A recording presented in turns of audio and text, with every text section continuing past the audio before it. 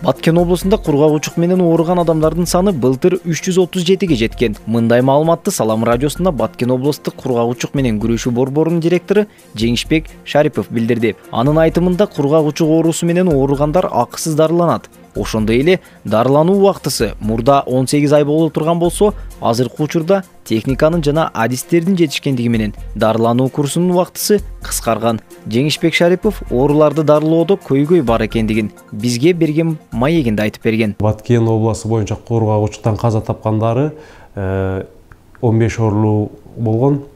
Ал эми өзүнүн Баткен районуна токтолсок, 2017 жылы 103 оорулуу, ал эми 2018 жылы 88 оорулуу катталган. Мына биздин Баткен областы кургагучукка каршы күрөшүү борборунда жылына 150ге жакын бейтап жатып кетет.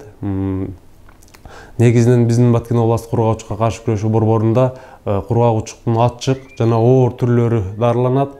Андан кийин оорулардын абалы жакшы болуп, жугусуз формасына өткөндөн кийин үй шартында жөнөтөбүз. Калган дарылануусуну үй шартында улантат. Биринчи кезекте бул кадр маселесинин жетишсиздиги, дарыгерлердин аз келиши бул кургагучук службасына, ошондой эле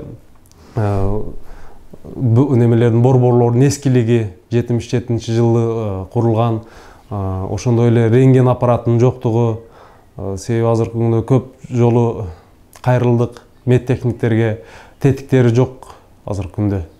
Ошондой эле бейөкмөт министрликтолорго чейин кайрылдык рентген боюнча. Рентген болгондо бир топ жакшы болмок эле, кургагучуктун алдын алганга, дарылоодо бир топ бизге жеңилдиктер болмок эле.